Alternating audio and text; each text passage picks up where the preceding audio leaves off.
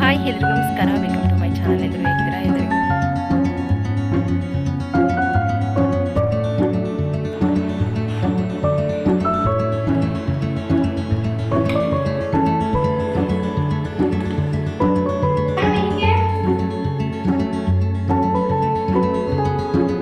ಇದೇನೋ ಸ್ವಲ್ಪ ಪ್ರಾಬ್ಲಮ್ ಆಯಿತು ಅಂತ ತೆಗೆದಿಟ್ಟಿದ್ದಾರೆ. ಇದಕ್ಕೆ ಆಲ್ರೆಡಿ ಪೇಂಟ್ ಎಲ್ಲ ಹಾಕ್ಬಿಟ್ಟು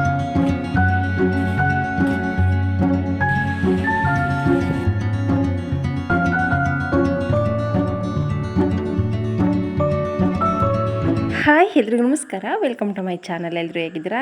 ಎಲ್ಲರಿಗೂ ಹೊಸ ವ್ಲಾಗ್ಗೆ ವೆಲ್ಕಮ್ ಮಾಡ್ತಾ ಇದ್ದೀನಿ. ಇವತ್ತೊಂದೆರಡು ರೆಸಿಪಿ ಶೇರ್ ಮಾಡ್ತಾ ಇದ್ದೀನಿ. ನನಗೆ ಗೊತ್ತು ವ್ಲಾಗ್ ಇದು ಚಿಕ್ಕದಾಗುತ್ತೆ ಅಂತ, ಬಟ್ 2 ರೆಸಿಪಿಗೋಸ್ಕರ ಈ ವ್ಲಾಗನ್ನು ಅಪ್ಲೋಡ್ ಮಾಡ್ತಾ ಇದ್ದೀನಿ. 8 ನಿಮಿಷದ ವ್ಲಾಗ್ ಆಗಿರುತ್ತೆ ಅಷ್ಟೇ. ಫ್ರೀ ಮಾಡ್ಕೊಂಡು ಈ ವ್ಲಾಗ್ ನೋಡಿ.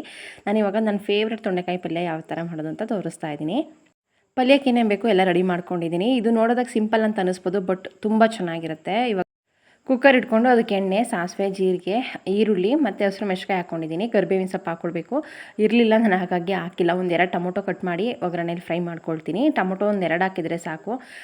ತೊಂಡೆಕಾಯಿಲೇ ಹುಳಿ ಜಾಸ್ತಿ ಇರುತ್ತೆ. ತೊಂಡೆಕಾಯಿನ ಚೆನ್ನಾಗಿ ತೊಳೆದು ಅದನ್ನು ಪೀಸ್ ಮಾಡಿ ಎತ್ತಿಟ್ಕೊಂಡಿದ್ದೆ. ನನಗೆ ಈ ಥರ ರೌಂಡ್ ಇದ್ರೇ ಇಷ್ಟ ಆಗೋದು. ಅದಕ್ಕೆ ಇವಾಗ ಮಸಾಲೆಗಳನ್ನು ಹಾಕ್ಕೊಳ್ಳೋದು. ಒಗ್ಗರಣೆಲ್ಲ ಒಂದು 5 ನಿಮಿಷ ಅದನ್ನು ಫ್ರೈ ಮಾಡ್ಕೊಂಡಿದ್ದೀನಿ. ಅದಕ್ಕೆ ಹಸಿ ಕಾಯಿ ತುರಿ, ಧನಿಯಾ ಪುಡಿ, ಸ್ವಲ್ಪ ಗರಂ ಮಸಾಲ, ಸ್ವಲ್ಪ ಅರಿಶಿಣದ ಪುಡಿ ಹಾಕ್ಕೊಳ್ಳೋದು. ರುಚಿಗೆ ಬೇಕಾಗುವಷ್ಟು ಉಪ್ಪು ಮತ್ತು ತೊಂಡೆಕಾಯಿ ಬೇಯೋದಕ್ಕೆ ಎಷ್ಟು ಬೇಕಷ್ಟು ಸ್ವಲ್ಪ ನೀರು ಹಾಕ್ಕೊಂಡು ಇದನ್ನ ಚೆನ್ನಾಗಿ ಮಿಕ್ಸ್ ಮಾಡಿಕೊಂಡು 2 ವಿಷಲ್ ಕೂಗಿಸ್ಕೊಳ್ಳೋದು ಅಷ್ಟೇ. ನೋಡೋದಕ್ಕೆ ಇಷ್ಟೊಂದು ಸಿಂಪಲ್ ಅಂತ ಅನಿಸ್ಬೋದು, ಬಟ್ ಸಿಕ್ಕಾಪಟ್ಟೆ ಚೆನ್ನಾಗಿರುತ್ತೆ. ನನಗಂತೂ ಫೇವ್ರೇಟ್ ಅಂತಲೇ ಹೇಳ್ಬೋದು. ಚಪಾತಿ ಜೊತೆಗೆ ಸೂಪರ್ ಕಾಂಬಿನೇಷನ್ ಆಗಿರುತ್ತೆ. ಜಾಸ್ತಿ ನೀರು ಹಾಕ್ಕೊಳ್ಬಾರ್ದು. ನೀರು ಥರ ಇದ್ದರೆ ಇಷ್ಟ ಆಗೋದಿಲ್ಲ. ಕೊನೆಗೊಂದು ಸ್ಪೂನಷ್ಟು ಅಕ್ಕಿ ಹಿಟ್ಟು ಹಾಕ್ಕೊಂಡು ಮಿಕ್ಸ್ ಮಾಡಿಕೊಂಡ್ರೆ ಅದು ರಸ ಎಲ್ಲ ಫುಲ್ ಗಟ್ಟಿಗಾಗುತ್ತೆ. ಅದು ತುಂಬಾ ಚೆನ್ನಾಗಿರುತ್ತೆ. ಈ ಕಡೆ ಚಪಾತಿ ಕೂಡ ರೆಡಿ ಆಯಿತು. ಇದು ರೊಟ್ಟಿ ಚಪಾತಿಗೆ ತುಂಬ ಚೆನ್ನಾಗಿರುತ್ತೆ. ದೋಸೆಗೆ ಓಕೆ ಅನ್ನೋ ಥರ ಇರುತ್ತೆ. ಚಪಾತಿಗಂತೂ ಸೂಪರ್ ಕಾಂಬಿನೇಷನ್. ಹಾಗೆ ನನಗೆ ಏರ್ ವಾಶ್ ಮಾಡಿದ ಮೇಲೆ ನೆಕ್ಸ್ಟ್ ಡೇ ಆಯಿಲ್ ಅಪ್ಲೈ ಮಾಡಲೇಬೇಕು. ಅದು ಅಭ್ಯಾಸ ಆಗಿಬಿಟ್ಟಿದೆ. ನಮ್ಮ ಅಕ್ಕ ಹೇಗೆ ಅಂತಂದರೆ ಏರ್ ವಾಶ್ ಮಾಡಬೇಕಾದ್ರೆ ಮಾತ್ರ 1 ಅವರ್ ಮುಂಚೆ ಎಣ್ಣೆ ಹಚ್ಕೊಂಡು ನಂತರ ಏರ್ ವಾಶ್ ಮಾಡೋದು. ಬಟ್ ನಾನು ಆ ಥರ ಅಲ್ಲ. ವಾರಕ್ಕೆ 3 ದಿನ ಏರ್ ವಾಶ್ ಮಾಡ್ತೀನಿ ಅಂತಂದರೆ ಅದರಲ್ಲಿ ನೆಕ್ಸ್ಟು ಡೇ ಅದಕ್ಕೆ ಆಯಿಲ್ ಅಪ್ಲೈ ಮಾಡಲೇಬೇಕು. ಇಲ್ಲ ಅಂದರೆ ತಲೆನೋವು ಬರುತ್ತೆ. ಸಿಕ್ಕಾಪಟ್ಟೆ ಒಂಥರ ಕಿರಿಕಿರಿ ಅಂತ ಅನ್ನಿಸ್ತಾ ಇರುತ್ತೆ. ಚೆನ್ನಾಗಿ ಎಣ್ಣೆ ಎಲ್ಲ ಹಚ್ಕೊಂಡು ನೆತ್ತಿಗೆ ಹರಳೆಣ್ಣೆ ಹಾಕ್ಕೊಂಡೆ, ಕೂದಲಿಗೆಲ್ಲ ಕೊಬ್ಬರಿ ಎಣ್ಣೆ ಹಾಕ್ಕೊಂಡೆ, ನೀಟಾಗಿ ಎಣ್ಣೆ ಹಚ್ಕೊಂಡು ತಲೆ ಬಾಚ್ಕೊಂಡಾಯಿತು. ಹಾಯ್ ಎಲ್ರಿಗೂ ನಮಸ್ಕಾರ, ವೆಲ್ಕಮ್ ಟು ಮೈ ಚಾನಲ್. ಎಲ್ಲರೂ ಹೇಗಿದ್ದೀರಾ? ಎಲ್ಲರಿಗೂ ಹೊಸ ವ್ಲಾಗ್ಗೆ ವೆಲ್ಕಮ್ ಮಾಡ್ತಾ ಇವತ್ತಿನ ಈ ಪುಟಾಣಿ ವ್ಲಾಗನ್ನು ಸ್ಟಾರ್ಟ್ ಮಾಡ್ತಾ ಇದ್ದೀನಿ. ಈ ವ್ಲಾಗ್ ನಿಮಗೆ ಇಷ್ಟ ಆದರೆ ಲೈಕ್ ಮಾಡಿ, ಶೇರ್ ಮಾಡಿ. ಪ್ಲೀಸ್ ನಮ್ಮ ಚಾನಲ್ಗೆ ಯಾರು ಸಬ್ಸ್ಕ್ರೈಬ್ ಆಗಿಲ್ಲ ಸಬ್ಸ್ಕ್ರೈಬ್ ಮಾಡ್ಕೊಂಡು ಸಪೋರ್ಟ್ ಮಾಡಿ ಅಂತ ಕೇಳ್ಕೊಳ್ತಾ ಇದ್ದೀನಿ. ತೋಟಕ್ಕೆ ಬಂದಿದ್ದು ಸ್ವಲ್ಪ ದಾರ ಕಟ್ಟೋದಿತ್ತು.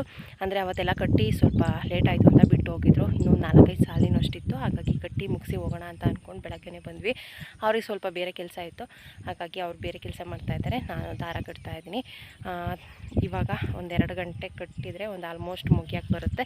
ಆಮೇಲೆ ಉಳಿದಿರೋದು ಇಡೀ ಹೊಲ ಎಲ್ಲ ಅಡ್ಡಾಡಿಕೊಂಡು ಯಾವುದು ಕಟ್ಟಿಲ್ಲ ಕೊಂಗೆಗೆ, ಅದನ್ನು ಮತ್ತೆ ವಾಪಸ್ ಕಟ್ಟಬೇಕು. ಒಟ್ಟಿಗೆ 1 ದಿನ ಟೈಮ್ ಹಿಡಿಯುತ್ತೆ. ಇದೇನೆ ಈ ಥರ ಕೆಲಸ ಅಂತೂ ಸಾಕ್ತಾನೆ ಇದೆ. ಸಿಕ್ಕಾಪಟ್ಟೆ ಮಳೆ ಬಂದಿದೆ. ಕಳೆ ತೆಗಿಯೋ ಥರ ಇಲ್ಲ. ಅದರೊಳಗೆ ಹೆಜ್ಜೆ ಇಟ್ಟರೆ ಕಾಲೆಲ್ಲ ಪೂರ್ತಿ ಉಣ್ಕೊಳ್ತಾ ಇದೆ. ಅಷ್ಟು ಮಳೆ ಬಂದಿದೆ. 2 ದಿನವೂ ತುಂಬ ಚೆನ್ನಾಗಿ ಮಳೆ ಬಂತು. ಹಾಗಾಗಿ ಈ ಕೆಲಸ ಮಾಡ್ತಾಯಿದ್ದೀವಿ. ದಾಳಿಂಬೆ ಕೆಲಸ ಮಾಡೋದು ಅಷ್ಟು ಈಸಿ ಅಲ್ಲ. ದಾಳಿಂಬೆ ಹಣ್ಣು ತಿಂದಾಗ ಬಾಯಲ್ಲಿ ಎಷ್ಟು ಕೆಂಪುಗೆ ರಸ ಬರುತ್ತೋ ಅದನ್ನು ಬೆಳೆಯುವಷ್ಟರಲ್ಲಿ ಕೈಯಲ್ಲೆಲ್ಲ ರಕ್ತ ಬಂದುಬಿಟ್ಟಿರುತ್ತೆ. ಅಷ್ಟೇ ಕೆಂಪುಗಾಗ್ಬಿಟ್ಟಿರುತ್ತೆ. ಸಿಕ್ಕಾಪಟ್ಟೆ ಮುಳ್ಳಿದೆ. ಎಷ್ಟೇ ನಿಧಾನವಾಗಿ ಕೈ ಹಾಕಿದ್ರೂ ಕೂಡ ಈ ಥರ ಚುಚ್ಚೇ ಬಿಡುತ್ತೆ. ಚುಚ್ಚಿದ ತಕ್ಷಣ ರಕ್ತ ಬಂದೇ ಬಿಡುತ್ತೆ. ನೋಡಿ ಮನೆ ಹತ್ರ ಹೂವು ಎಷ್ಟು ಚೆನ್ನಾಗಿ ಅರಳಿದೆ ಅಂತ. ಮಳೆ ಬಂತಲ್ಲ, ಹಾಗಾಗಿ ಗಿಡ ಎಲ್ಲ ಬಗ್ಬಿಟ್ಟಿದೆ. ಅಂದರೆ ತುಂಬ ಜೋರಾಗಿ ಮಳೆ ಗಾಳಿ ಎಲ್ಲ ಬಂತು. ಹಾಗಾಗಿ ಹಸುಗಳು ಮೇಯಿಸೋದಿತ್ತು. ಬೆಳಗ್ಗೆ ತೋಟಕ್ಕೆ ಹೋಗಿ ಬಂದ ಮೇಲೆ ಹಸುಗಳನ್ನ ಮೇಯಿಸ್ತಾ ಇದ್ದೆ. ಎಲ್ಲ ಕೆಲಸ ನಡೀತಾ ಇದೆ. ಮತ್ತು ಮಧ್ಯಾಹ್ನ ಮೇಲೆ ಇನ್ನೊಂದು ಸಲ ತೋಟಕ್ಕೆ ಹೋಗಿ ದಾಳಿಂಬೆ ತೋಟಕ್ಕೆ ಹೋಗಿದ್ವಿ. ಅಲ್ಲಿ ಮತ್ತೆ ಉಳಿದಿರೋದನ್ನೆಲ್ಲ ಕಟ್ಟಿದ್ವಿ. ಇನ್ನು ತೋಟ ಎಲ್ಲ ಆಟಾಡ್ಕೊಂಡು ಒಂದು ಸಲ ಕಟ್ಟೋದಿದೆ. ಕೆಲವು ಯಾವುದು ಉಳ್ಕೊಂಡಿತ್ತು ಅದನ್ನು ಕಟ್ಟಿ ಬಂದೆ. ಈ ಥರ ಕೆಲಸ ಅಂತೂ ಬ್ಯುಸಿಯಾಗಿ ನಡೀತಾನೆ ಇರುತ್ತೆ. ಈಗ ಹೇಗಾಗಿದೆ ಅಂತ ಅಂದರೆ ಶುಂಠಿ ಮತ್ತು ದಾಳಿಂಬೆ 2 ಒಟ್ಟಿಗೆ ಆಗಿರುತ್ತೆ. ಶುಂಠಿ ಒಂದು ಟೈಮು ಇದೊಂದು 6 ತಿಂಗಳು, ಅದೊಂದು 6 ತಿಂಗಳು, ಆ ಥರ ಕೆಲಸ ಆಗಿದ್ದಿದ್ರೆ ಈಸಿ ಆಗಿರೋದು. ಇವಾಗ ಈ ಕಡೆ ಹೋದರೆ ಅಲ್ಲಿ ಕೆಲಸ ಉಳ್ಕೊಳ್ಳುತ್ತೆ, ಅಲ್ಲಿ ಕೆಲಸ ಮಾಡೋದಕ್ಕೆ ಹೋದರೆ ಇಲ್ಲಿ ಕೆಲಸ ಉಳ್ಕೊಳ್ಳುತ್ತೆ. ಜಾಗಕ್ಕೆ ಇಡಬೇಕಾದ್ರೆ ಇದೇನೋ ಸ್ವಲ್ಪ ಪ್ರಾಬ್ಲಮ್ ಆಯಿತು ಅಂತ ತೆಗೆದಿಟ್ಟಿದ್ದಾರೆ.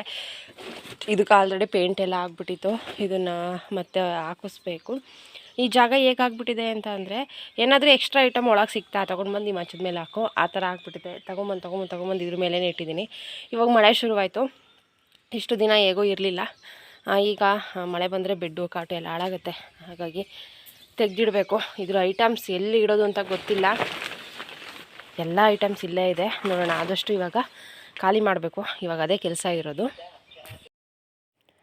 ಈ ಮಂಚ ಕ್ಲೀನ್ ಮಾಡೋದೇ 2-3 ಗಂಟೆ ಟೈಮ್ ತೊಗೊಂಡಿದ್ದೀನಿ. ಅಂತಂದರೆ ಐಟಮ್ಸ್ ಎಲ್ಲ ಅಷ್ಟಿತ್ತು. ಇದು ಇವಾಗ ಇಟ್ಟಿರೋದೆಲ್ಲ ಪೇಂಟ್ ಮಾಡಿಸ್ಬೇಕಾದ್ರೆ ತೆಗೆದಿಟ್ಟಿರೋದು ಮತ್ತು ಒಳಗಿಡೋದಕ್ಕೇ ಆಗಿರಲಿಲ್ಲ, ಪೇಂಟ್ ಕಂಪ್ಲೀಟ್ ಆಗಿರಲಿಲ್ವಲ್ಲ. ಹಾಗಾಗಿ ಎಲ್ಲ ಐಟಮ್ಸ್ ಎತ್ತಿಡೋ ಅಷ್ಟರಲ್ಲಿ ನೀವು ಪಕ್ಕದಲ್ಲಿ ನೋಡ್ತಾ ಇರ್ಬೋದು, ಎಲ್ಲದನ್ನು ಎಲ್ಲೆಲ್ಲಿಗೋ ತೆಗೆದು ಸಾಕಾಗೋಯ್ತು.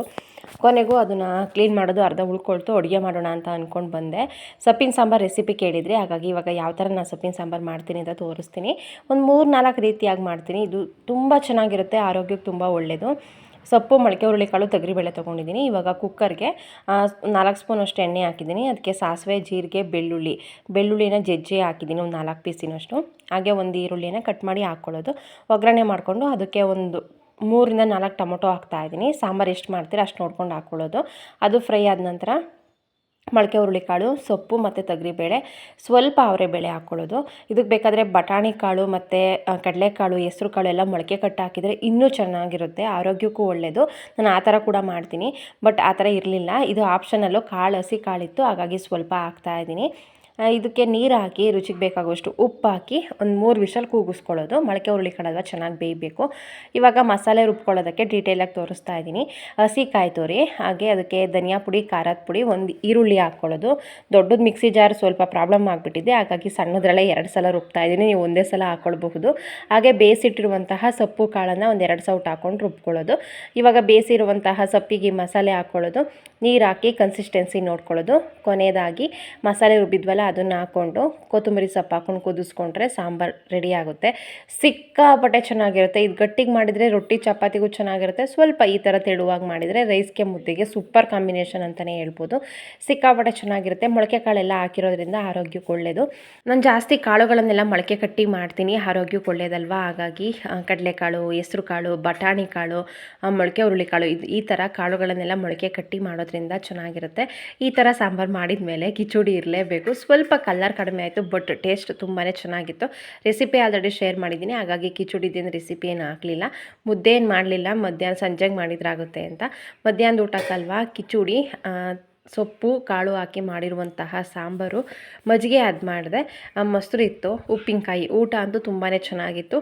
ಊಟ ಎಲ್ಲ ಮುಗಿಸ್ಕೊಂಡು ಬಂದು ಇವಾಗ ಮತ್ತೆ ಉಳಿದಿರೋದನ್ನೆಲ್ಲ ಕ್ಲೀನ್ ಮಾಡಿದೆ. ಮಳೆ ಬರೋ ಥರ ಇತ್ತು, ಹಾಗಾಗಿ ಮಂಚ ಎಲ್ಲ ಒಳಗೆ ಇಟ್ವಿ. ಇನ್ನು ಇಷ್ಟು ಐಟಮ್ಸ್ ತೆಗೆದು ಎಲ್ಲ ಕಸ ಗುಡಿಸಿ ಕ್ಲೀನ್ ಮಾಡಬೇಕು. ಇನ್ನೊಂದ್ಸಲ ಹಸು ಕಟ್ಟಿ ಹೋಗೋಣ ಅಂತ ಅಂದ್ಕೊಂಡು ಬಂದೆ. ಈ ಥರ ಕಂಟಿನ್ಯೂಸ್ ಆಗಿ ಕೆಲಸ ಅಂತೂ ಸಾಕ್ತಾನೇ ಇರುತ್ತೆ. ಹಾಗೆ ಅದೊಂದು ಆಚೆದೆ ಒಂಥರ ಕ್ಲೀನ್ ಆಗಿದ್ದೆಷ್ಟೋ ಸಮಾಧಾನ ಅಂತ ಅನ್ನಿಸ್ತು. ನೀವು ರೆಸಿಪಿ ಕೇಳ್ತಾ ಇದ್ದೀರಾ ಡೀಟೇಲಾಗಿ, ಹಾಗಾಗಿ ಸೊಪ್ಪಿನ ಸಾಂಬಾರು ರೆಸಿಪಿ ಕೇಳಿ ಎಷ್ಟೊಂದು ದಿನ ಆಗಿತ್ತು, ನಾನು ಹಾಕಿರಲಿಲ್ಲ. ಹಾಗಾಗಿ ಪೂರ್ತಿ ಡೀಟೇಲಾಗೇ ಹಾಕಿದ್ದೀನಿ ನಾನು ಯಾವ ಥರ ಮಾಡ್ತೀನಿ ಅಂತ. ಟೇಸ್ಟ್ ತುಂಬ ಚೆನ್ನಾಗಿರುತ್ತೆ. ತೋಟಕ್ಕೆಲ್ಲ ಹೋಗಿ ಬಂದಾದಮೇಲೆ ಬಟ್ಟೆ ಫೋಲ್ಡ್ ಮಾಡೋದಿತ್ತು.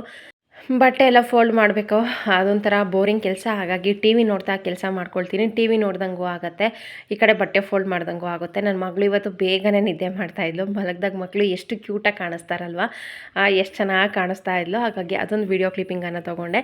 ಇದಾಗಿತ್ತು ಇವತ್ತಿನ ವ್ಲಾಗ್. ಈ ವ್ಲಾಗ್ ನಿಮಗೆ ಇಷ್ಟ ಆಗಿದೆ ಅಂತ ಅಂದ್ಕೊಳ್ತೀನಿ. ಇಷ್ಟ ಆದರೆ ಲೈಕ್ ಮಾಡಿ, ಶೇರ್ ಮಾಡಿ ಪ್ಲೀಸ್. ನಮ್ಮ ಚಾನಲ್ಗೆ ಯಾರು ಸಬ್ಸ್ಕ್ರೈಬ್ ಆಗಿಲ್ಲ, ಸಬ್ಸ್ಕ್ರೈಬ್ ಮಾಡ್ಕೊಂಡು ಸಪೋರ್ಟ್ ಮಾಡಿ.